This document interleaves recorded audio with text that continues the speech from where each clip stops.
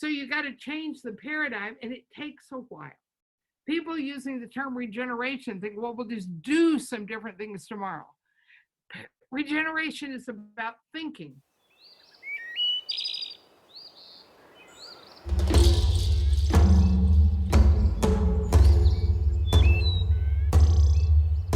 This is the Regenerative Real Estate Podcast. Revitalizing the world together.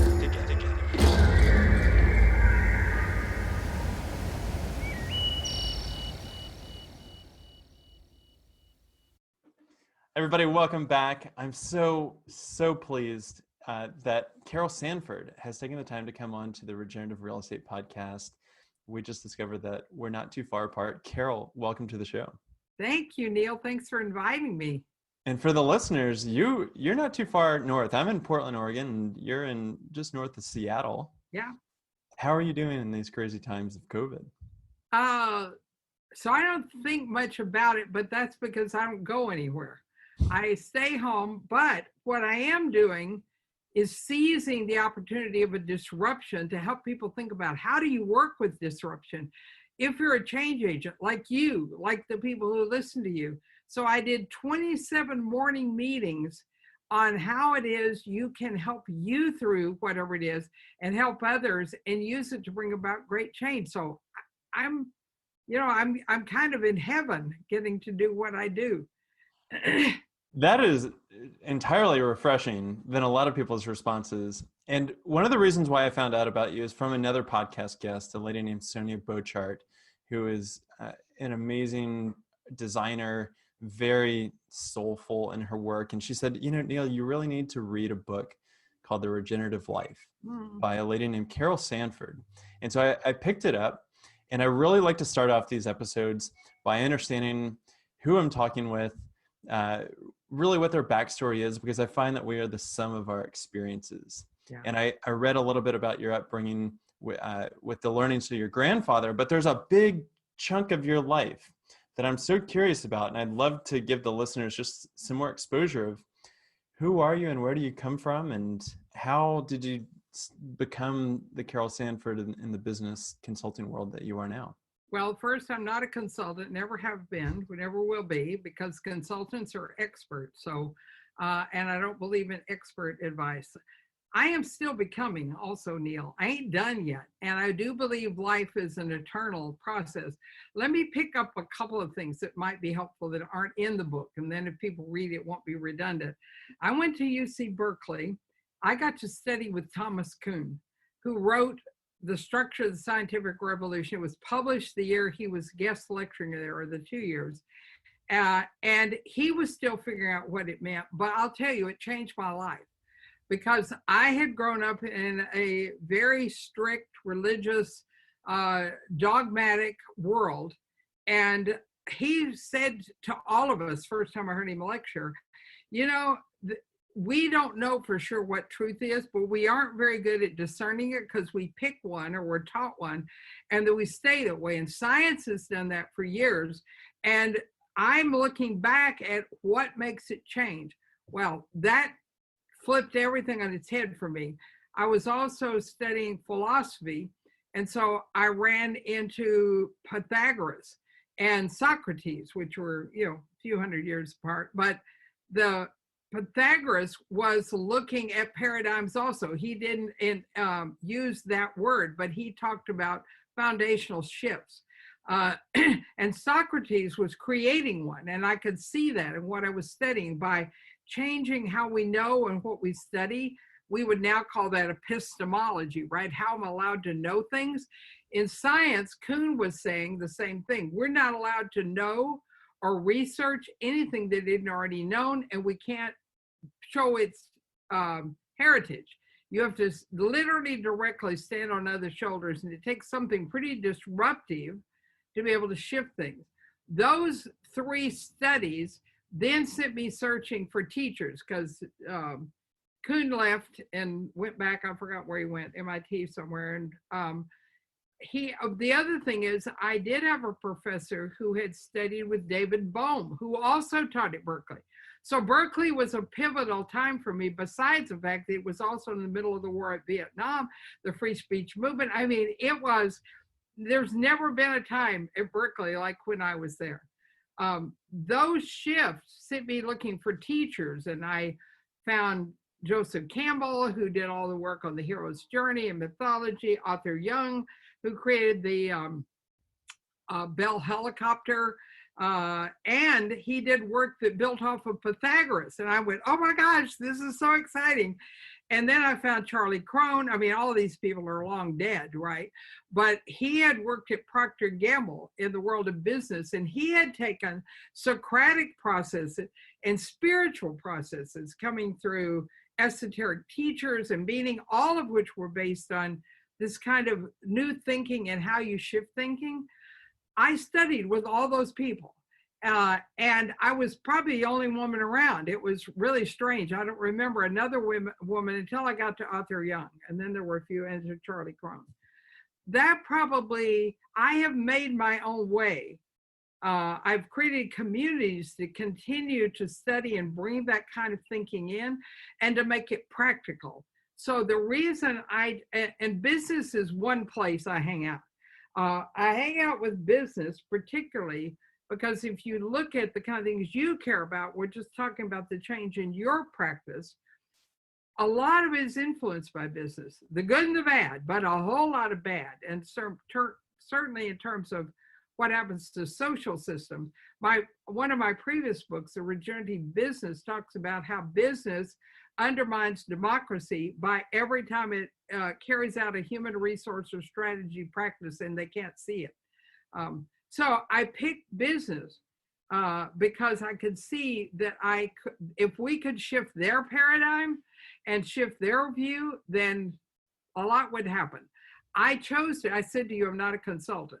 I'm an educator, and educators provide people ableness to think about it so they personally can choose, or the organization can choose where it goes. So I have no programs. I have no things you're supposed to do. I do tell a lot of stories in my books of the people who've worked, but if you hang around me long enough, you'll discover none of them did it the same way. And I never do anything the same way twice. So how I became who I am at this moment is a lot of those threads, plus the work I did to figure out what the hell Kuhn meant when he said paradigm shift. And I've created work that describes what that is, what worldview means, what a theory of change is to work with it, how it is you put it into organizations, how you put it in individual lives. And I am now writing a fiction book, my first ever. I'm done with writing nonfiction, which is to supplant Atlas Shrugged, Ayn Rand, because her work has created the foundation for how business thinks, government thinks for a group of people. And it is flat ass wrong about how humans work and how Earth works. So I'm learning to write fiction. And so that's why I say I'm not done. I am so glad that you brought up Atlas Shrugged, because I've got dear friends that absolutely loved the book. And it's a pretty thick tome. I think we can agree to that. It's better used as a door jam, in my opinion. Yeah. And it's so hard to get through because it is antithetical to being alive and being human. Yeah. And one of the reasons why I very much resonate with your work is because of your message towards living systems. Yeah. But in my realization of consciousness, you put it in a way that I think is very palatable for people to understand. And Thomas Kuhn is a great person to even start with of what is a paradigm. Yeah. Before I launch into that, can you try to put a definition on what the meaning of a paradigm is, at least as you and Thomas were conceiving? Yeah, well, I just keep wanting to acknowledge I stand on his shoulders because I do a lot with this work of paradigms. So a paradigm is the lens which we draw and create a cohesive pattern about how we interpret everything we see and everything we experience. And it's important for us to know that filter is always there and we can't see it. It's the fish in water syndrome, right? So learning to notice, you got to have a way to assess a paradigm you are in. And it's very hard to break them because they seem like truth. I mean, they seem like reality. We don't know. You were not taught this. Your parents did not tell you. You did not learn in school that what your senses pick up, your eyes, your ears, even your emotions that get interpreted from that are not neutral. They are not truth. And so until you can learn, and I've spent years working on me, because I grew up and you saw the ugly parts of my life early in the book, as well as some of the beautiful lives, a part memoir, right? And it helped me that I had a father who was so incredibly racist, and a grandfather on the other side, maternal, who was half Mohawk and therefore had indigenous lineage. And I would see both of them regularly, and they had such different ways of seeing the world. And I couldn't make sense. How could my father be so racist? How could he be so cruel? How could he determine the effect on people's lives and not care whether they lived or died, and not even care whether they were guilty of what happened? And then my grandfather, who was the most generous, unbelievably loving, caring, didn't even hate my father, and I did when I was young. Having that kind of upbringing gave me a little door. I think that's part of what makes a difference in how I could see Thomas Kuhn and what he was trying to do, and to offer a way to use what he said. He gave you a way of how paradigms get formed, but not what they look like. So there's the definition of paradigm. And that's exactly where I want to start off. You put forth four paradigms that build up to a regenerative life. Yeah. And that's really almost the evolution of my thinking into a space that we've almost felt like we are imposters into the concept of regeneration for a while, because it's such a heady thing. Yeah. It would be, and you started off with, please correct me if I will. I get wrong. But it's really the first paradigm is like it's the concept of making money off of money, like a value extraction. Yeah.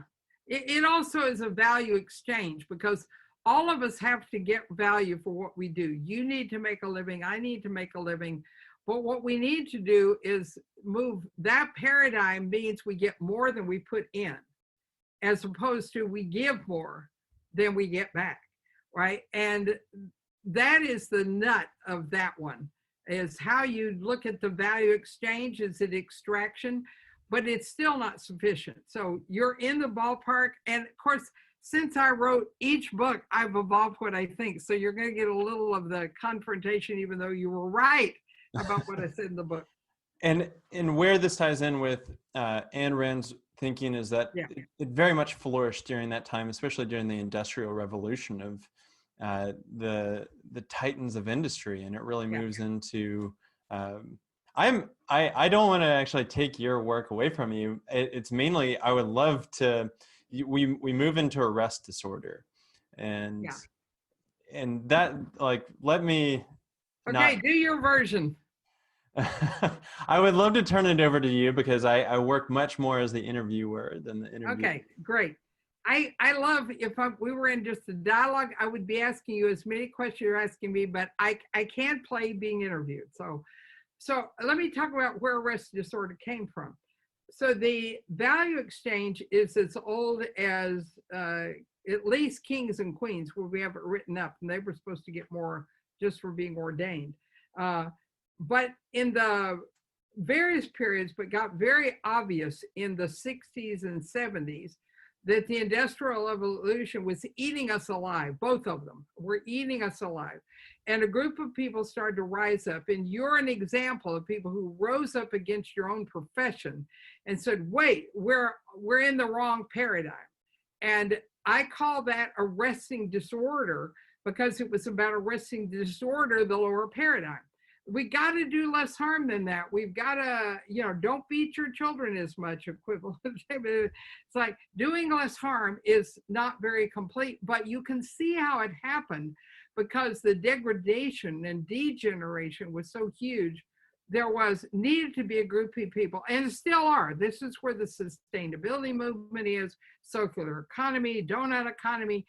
They're all trying to give an alternative that chooses the right kind of things to work on that do less harm.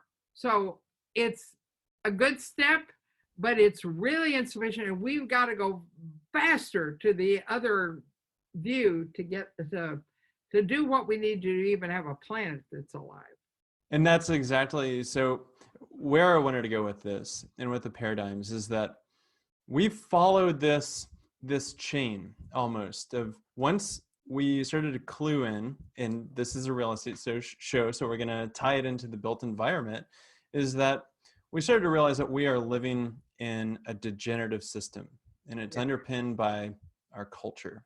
These are cultural decisions that we're making, and we need not look further than the habitats that we're living in and the things that we're ignoring. We are blowing up mountaintops and drilling our oceans for energy and ignoring the sun that's beating on our roofs.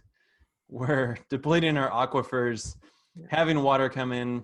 Once the water hits the bottom of our sink basins, we consider it waste and sewage, and we need to get rid of it. Wastewater. And it's one of these things that once you realize that we are an integral part of the system, we are enabling a degenerative system, that it's quite profound to hear the statement, hey, sustainability is doing less bad. We need to reduce, reuse, recycle. And I do think that is a worthwhile paradigm. Absolutely. But whenever people say, well, what does good look like? I resonated with that because I'm a believer in appreciative inquiry and asking generative questions about what could be.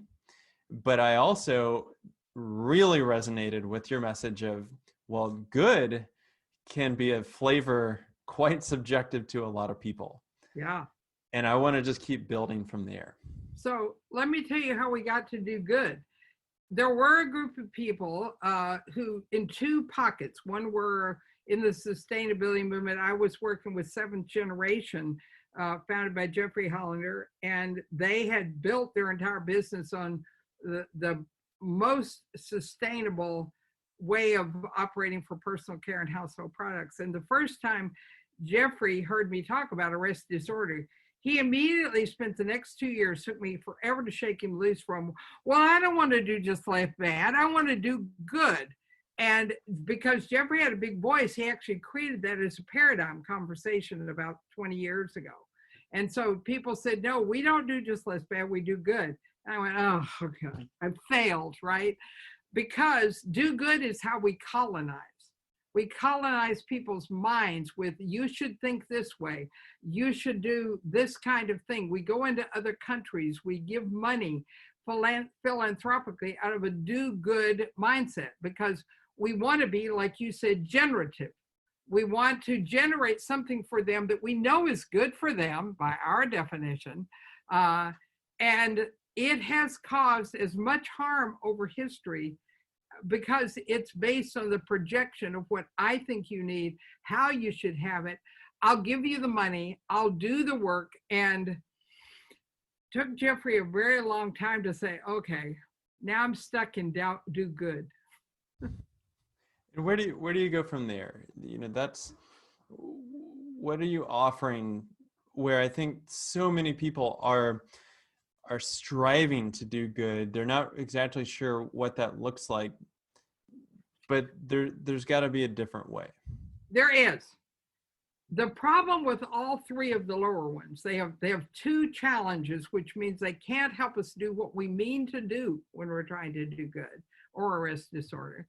The first challenge is that they're all based on current existence, how the world looks right now and how we fix the world right now. You might call that the Newtonian view.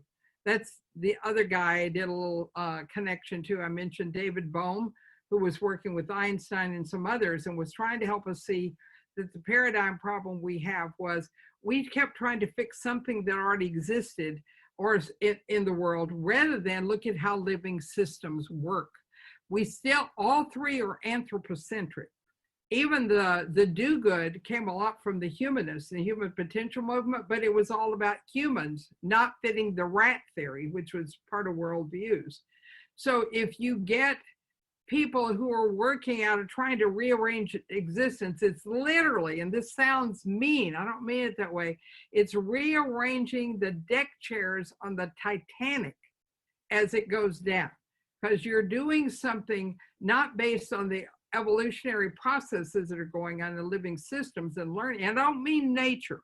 Nature is one aspect of living systems. It is not living systems. And humans are not nature. We all have a different role to play. Species have a role to play. But we don't have the quantum mind that David Bohm was trying to get us to see, that things are connected in a very deep way. And Einstein kept saying, quit using the stupid paradigm you're currently using to try and create the new world.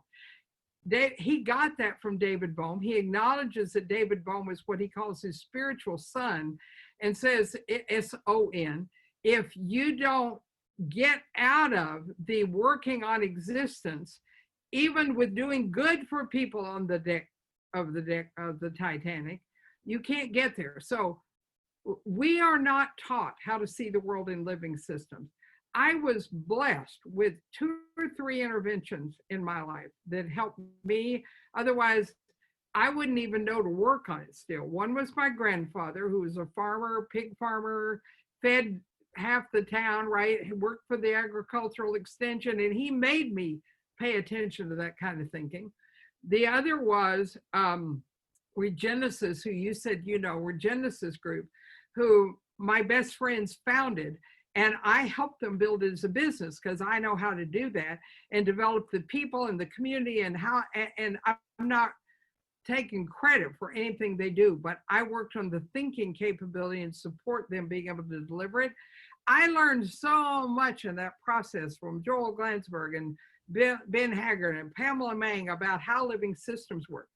I finally learned to teach it a couple of decades ago so people can experience it.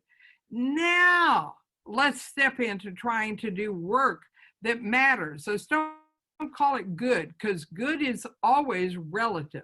You don't want to be working relative me, relative to you, this idea relative to that one.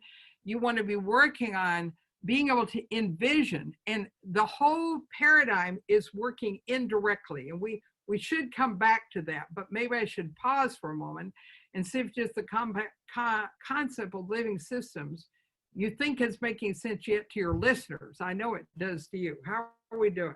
Well, with me, you said something that I actually want to dig in more on, because it's almost antithetical to my worldview as I understand it, is that we are not nature. When so much of my learning, I've realized that we are inextricably nature. And that's through the definition of what we are. I think our current culture is quite good at saying we have something bad, we need to get rid of it. And we see that in medicine a lot of you have a symptom and we're going to treat the symptom and let's eradicate it. But much of our bodies, between 60 to 90% of our bodies, is bacteria. It is not of human DNA. And Western medicine has been brought about to kill that foreign bacteria within us. And it might relieve a symptom in the short term, but over the long term, it is certainly not beneficial to our health. And the more that we start to dig into, if we're going to pollute and degrade our soils and our food system, that we are just a part of, where it is of no surprise to me that politically and economically our system is imploding right now because we've polluted ourselves for the past 70 years. Right. For me to come into living systems, I realized that, the fauna within us, the bacteria within us is a living thing. Our cells are living things. We are living things. So it's almost like we are infinitely living systems within living systems that can go as microscopic as our DNA up to the cosmos and where our planet is in relation to our sun and the universe and all other things. Right. So for me, that's realizing that, hey, we do need to take more of a living systems approach. And if we're going to be a part of nature and be impacted by it, then what is our role in it? Right. Not the anthropocentric role, but what is our evolutionary and biologic ecologic role with So it? you have a filter you can't see. Oh, great. And you got it for good reason. Let me just point it out, and then you can ignore me after we're done today and do whatever you want. For good reason, a bunch of folks started to say humans are nature. And the reason for that was all the stuff you just described. If they could get us to identify with nature, maybe we'd stop harming nature. The whole idea was to create an equivalency. We and nature are the same thing. And they use the same examples you did of the body, the biological processes. All living systems have biological processes. And so that's like, what do they call that? A tautology. You're defining living by defining nature because you already have that filter. Now, let me talk about why that harms us to hold that, because it had a good intention, right? Get us to equate ourselves with nature, maybe we'll stop harming nature. And it actually helped. However, humans have a different role than biological nature. And part of that is the kind of consciousness we have. And no one is teaching us to work with the consciousness we have and the role we have in living systems and the role biological systems have in living systems and the role non-human species have. They all have a separate role, all of which are nested in living systems. But it's led us to the idea of mimicry, biomimicry, other mimicry, which is inaccurate because two things happen when we do that. One, we don't ask nature to mimic us. We don't say mimic our consciousness. Now, maybe it has a form of consciousness, but it's not ours. And then be like us. Why would we say we should mimic it and be like it? Why don't we study what we're really about and understand what's the role of humans? So that's what those 27 morning meetings were I mentioned earlier that I did, which was to help us understand what humans' role is in this time and how we work in collaboration with natural systems, not because we're trying to be like them, not because we are them, but because we both stand nested in living systems. So I won't argue with you over the living systems part, just that you're equating with the filter you were given for good reason us together, and you can't actually take on the role that humans are intended, or who knows whether intended, but we can. We certainly have the capacity to be able to transform energies in a way that all systems, and that's our job, transform the relationship we have with nature, not be like nature. How am I doing? You're doing great. And it makes me think about, we're going to go far out on the philosophical limb here, but the biomimicry and the mimicking of nature towards humans, because I think that what we've seen is that nature and plant species have mimicked our human behavior in the sense that we've seen what we're calling invasive species colonize native landscapes, and like there's very much a shift that nature is coming into a new role, and what we are conceiving of as bad, we don't want this plant. It is not indigenous to here. So much of our now landscapes, at least in North America, where I'm familiar with, is not has been colonized by different plant species from across the globe. Right. And so I see it mimicking both ways. So I don't think either is mimicking the other. I think that's a filter you have. It's a human projection filter. What you're saying, when we did something we do with biomimicry or any mimic process, that is us doing it to each other. That's a filter you have that is really a projection of what anthropocentrically it means onto a natural system. You have no idea what's going on and whether there even are invasive species. There may not be such a thing.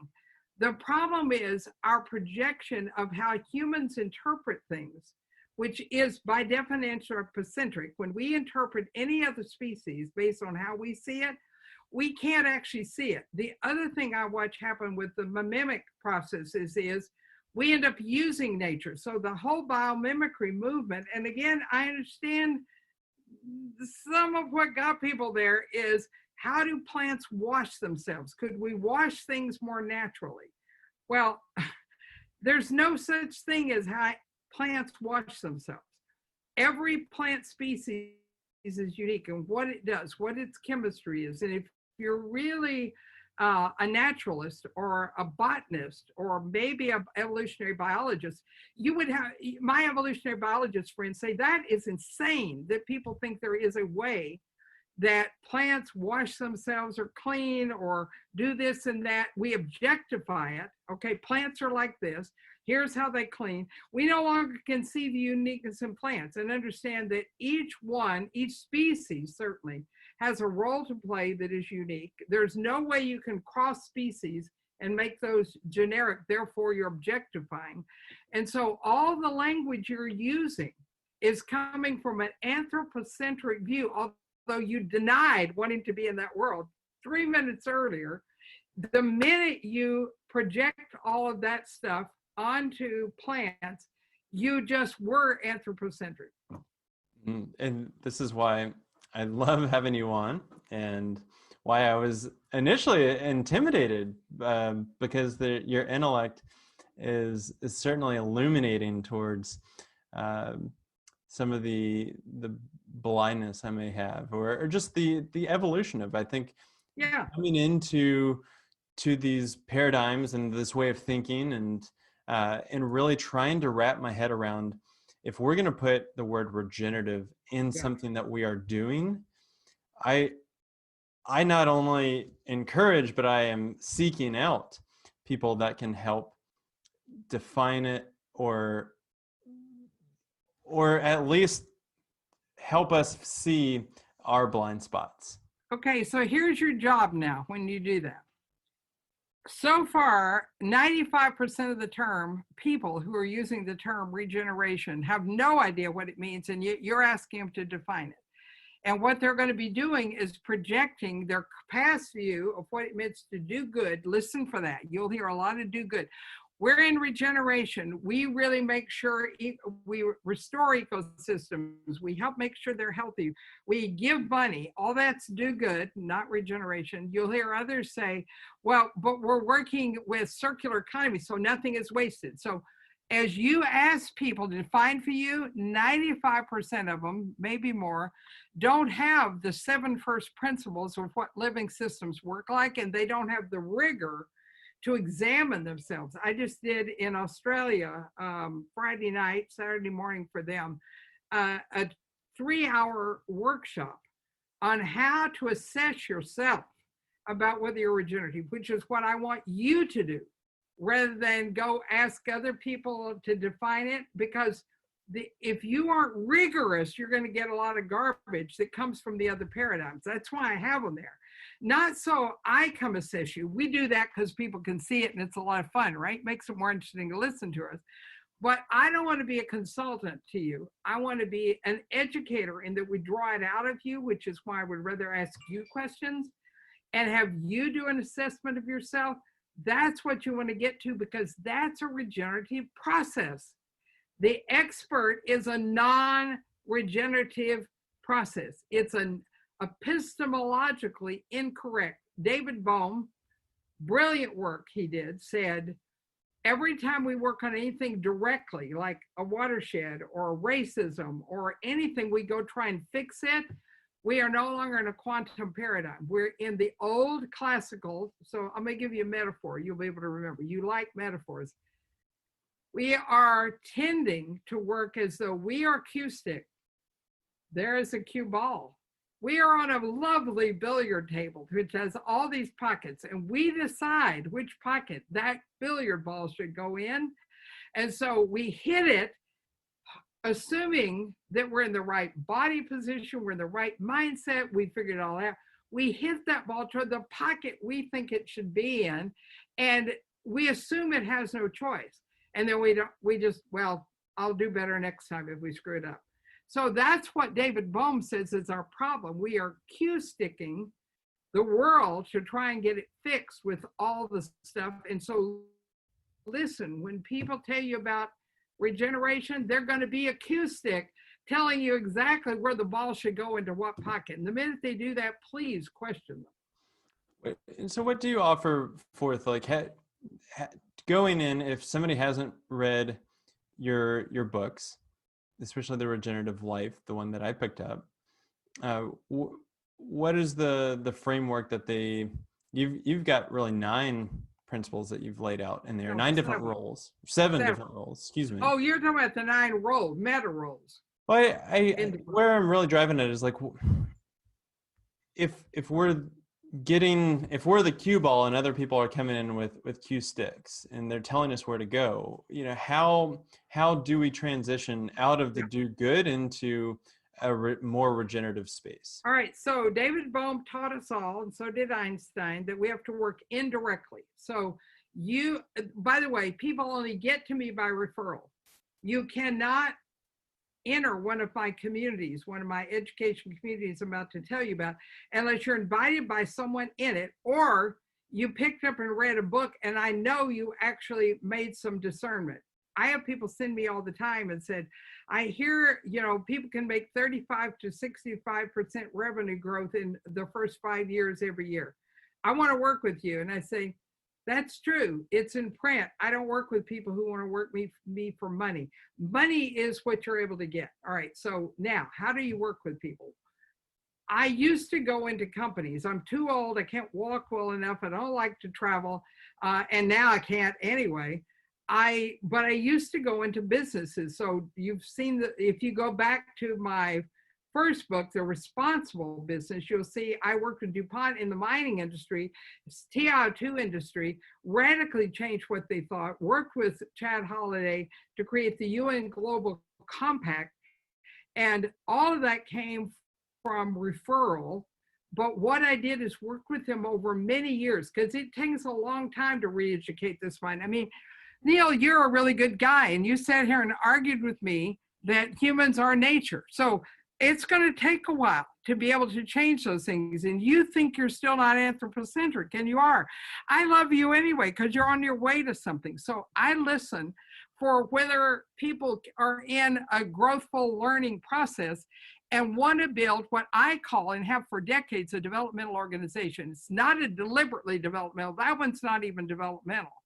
But we work, so with 7th generation, quick story, because it's kind of indicative, and it's one many of your listeners will know about because they buy their cleaning products and personal care products. We worked for almost 4 years. And the first year we learned how to do strategy differently. Instead of doing strategy off of goal setting, which is moving around existence with a cue ball, putting it in a pocket, right? We worked on consciousness and how you develop consciousness in the process of doing strategy. And it's all indirect. You work on things that don't say exactly what you're going to do, but you create capability, culture, and consciousness, or conscience and conscientiousness. And that's not in any of my books. Might be in a new article I'm about to do. But those are the indirect things that when you put those in place with the right way of thinking, how you think, other things happen. The problem is we're locked into how we think with mental models, which are long past their usefulness, if it ever had any. So then I showed up at 7th generation regularly, a week, a month in their case. I now have moved all of that to online communities where I do 10 to 15 companies at a time over a series of years, starting with strategy, how you change, how you even strategize, and move out of the cue ball world into the indirect world of consciousness, capability, and culture. And as you do that, then you change leadership capability, and then you change work design. So I show how to redesign hiring, the whole process about how you manage people, how you design work systems. All of those have to be redesigned to create the milieu in which we can get there. But every bit of it is underlined with capability building in the new paradigm thinking, in the new frameworks of thinking, in the self-reflections of thinking, and it will change your life. Jeffrey Hollander, he has it printed everywhere, it's on my website too, said not only did we change his business financially so powerfully, no one could have believed it, that they were paid a fortune by Unilever to buy them, and they were able to bargain for that because of what we've done. It also changed his life and the life of everyone in there, and his ability to help all of the, like he was able to negotiate with Walmart to change how they did things. I mean, that's like, David and Goliath. And he didn't do any of it by going and arguing with them or demonstrating. Well, Jeffrey does demonstrate, so could have been a little of that, but not much. So you got to change the paradigm, and it takes a while. People using the term regeneration think, well, we'll just do some different things tomorrow. Regeneration is about thinking. Let's see, my friend in Mexico just gave me the word for that. It was regenerative pensamiento. Is that the word? I have to go look it up yet. But it's about regenerative thinking more than it is regenerative doing. That's fascinating. And what do you think about the rise of really, you talked about permaculture earlier, and that's been in the making for it's a do good. It's a great do good. Decades now. But I think people, they're searching for terms as well. Yeah. They're saying, sustainability is getting played out.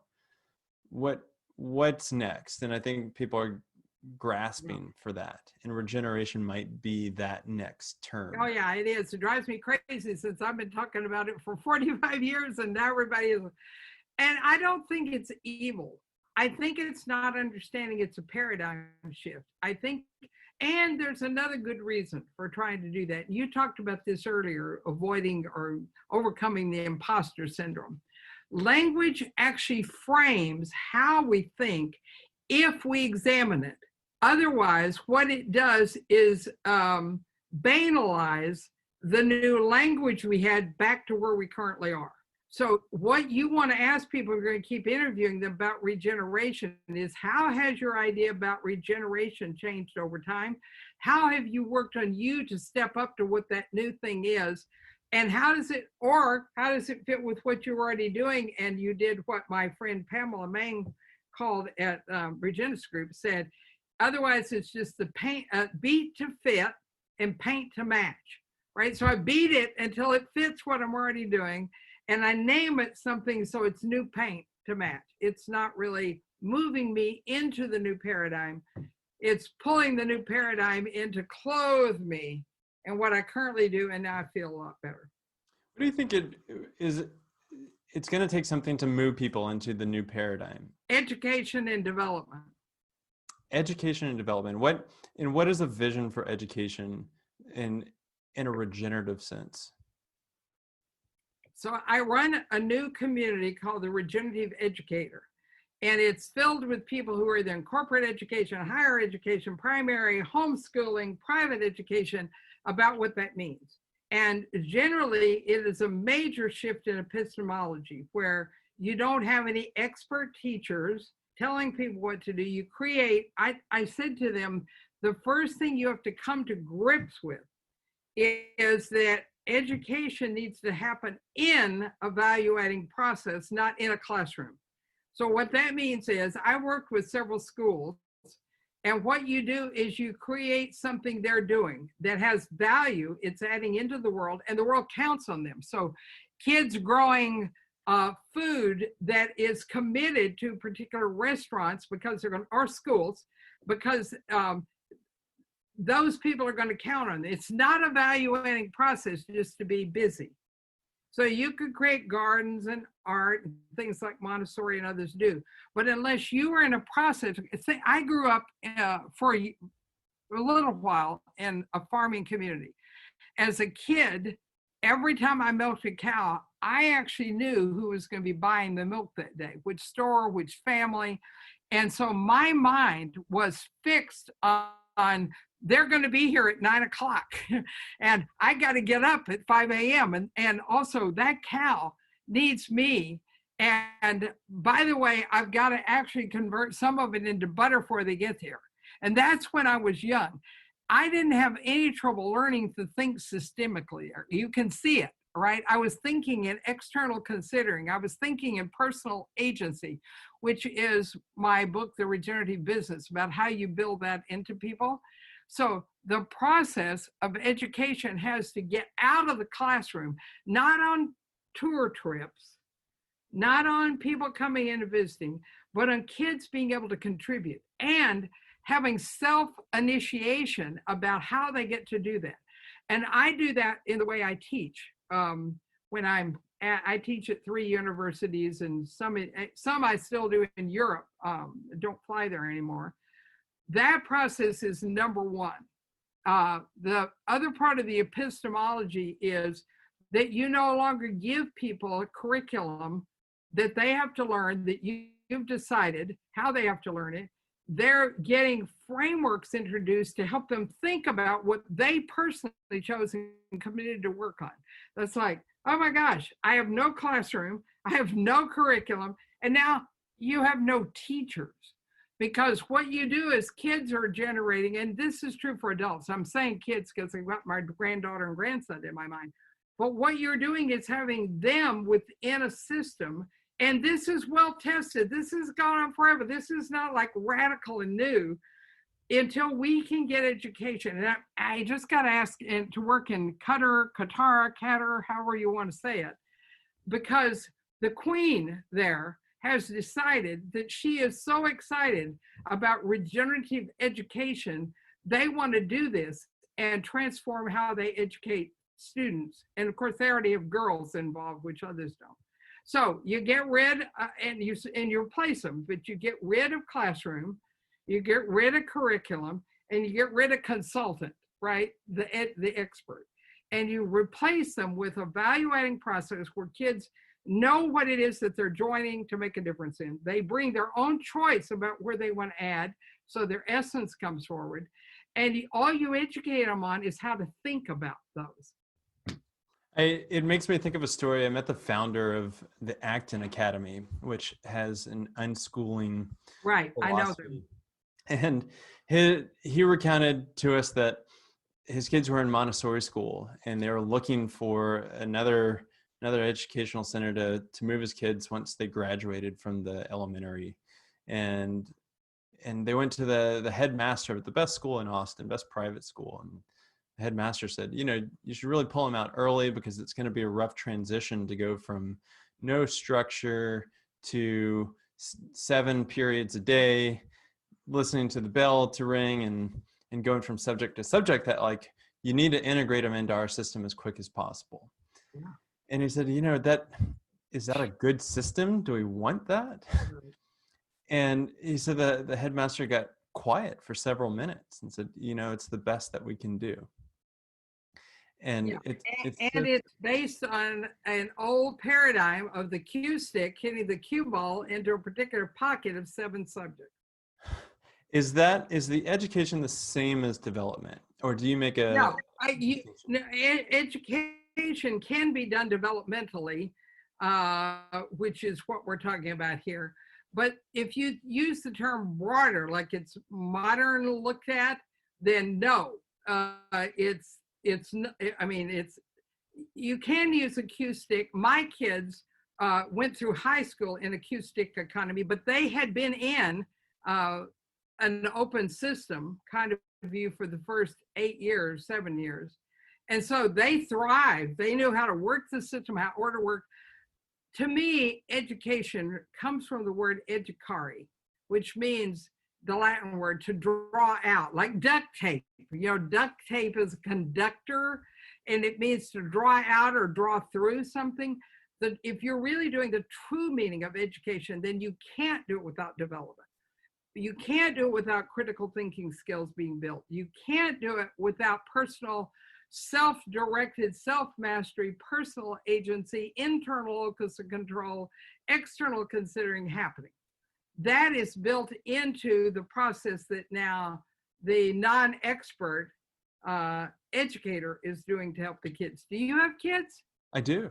No wonder this. I thought he's got a lot of deep, I don't know, exploration going on here. So, yeah, and my grandchildren went through a unschooling democratic school model, which came out of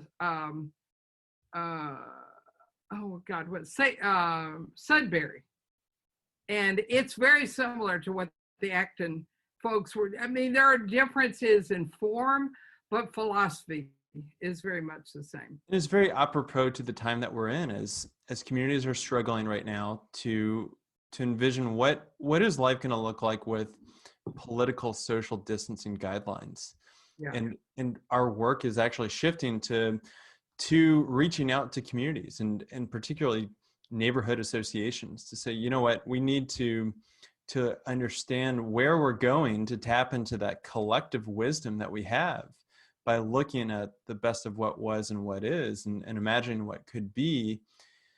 No, you're shaking your head. I don't want you to look at the best of what was and what is. You just fell back into the Newtonian paradigm.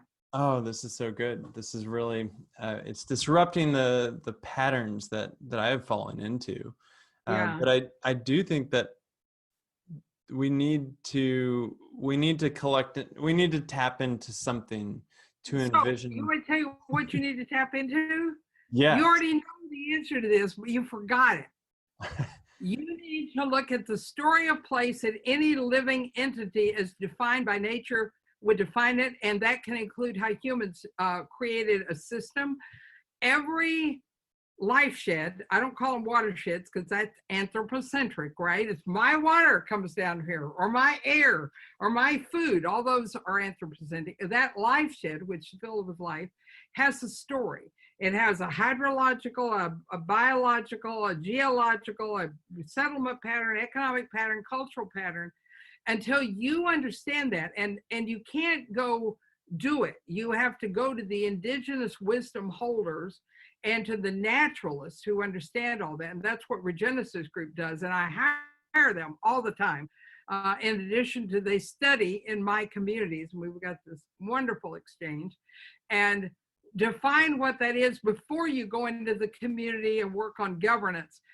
They have several videos up online which can show various places we've done that. I've got one on my Vimeo channel, which is public, where and I'm an economist. One of my undergraduate degrees is in economics, Milton Friedman kind, but I evolved it way beyond that, University of Chicago stuff. And I worked with British Columbia, the province of British Columbia, and redefining how economic development took place. And because it tends to be two biological intact arenas, we did a story of place for the Cowichan, which is on the Vancouver Island, with the Lummi elders involved. And we did one for the Okanagan Valley, which was just so radically different, and especially the western slope into the valley. And we built economic development off of that. We built community development off of that. And I think it's like an hour-long presentation to the ministers and deputy ministers, that if you go look for Carol Sanford on my Vimeo channel, and we can find this and put it in your show notes if you want for your folks, or the groups you're working with in real estate. By the way, I should have told you, I used to be a real estate mogul. I used to own commercial real estate, and I owned residential real estate, and I did it radically different, and I did it in Vancouver, Washington, right across the river from where you are. You have to tell me about that. I mean, anyway, the story of place, I want people to know what that really means, and it's much more complex than you think. It's not something that developers hire Regenesis. I hire Regenesis because I want to tell you, you personally, Neil, cannot do it. I personally, Carol, cannot do it. I am a little better at it because I've been near them for years, but that's what you want to add into what you're doing with real estate. Such a pleasure to get such a depth of experience, especially if you can. I'm old, but I paid attention to my life. It's also a practice in our culture to isolate our elders and not listen to them. So I can't be isolated, just try. of when I say the best of what was, it's almost looking back far outside of our own cultural milieu that we're in. You want to look forward to essence and bring that in rather than looking back, because humans have not been very wise. And usually when they look at the best of what was, they go to a time they felt familiar and comfortable and knew what was predictable. And so you don't want to ask them that question. If you want to ask them what the indigenous peoples did there, not always, but a big percentage of the time, probably 60 to 80%, you're going to get a lot of good wisdom. But if you ask, I never ask the people in the room, what have you loved about living here? What would you change? What's your vision? It will 100% be anthropocentric answers, mostly seeking comfort and creating fragmentation for you to work with to try and put it all back together. So please don't do that. Thank you. Thank you for eliminating the blind spots. I think that's why I was particularly seeking this out as well. Just to wrap things up with the bow, I am curious, as you brought it up, the real estate experience that you had. Okay.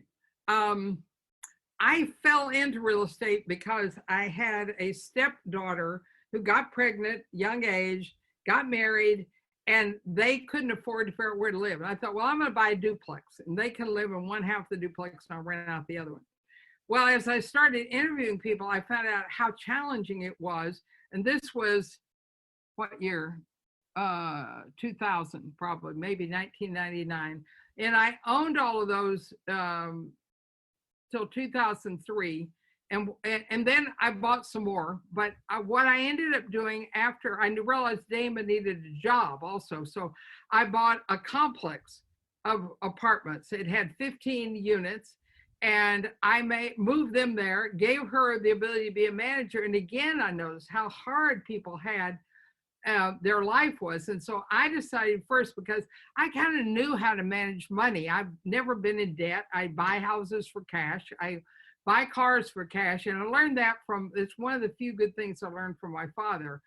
But most people can't do that. And I finally just said, what I've got to do is find a way to be able to pay for these damn things I've now invested in and do something for the people who come there that make it work for them. So I came up with two things.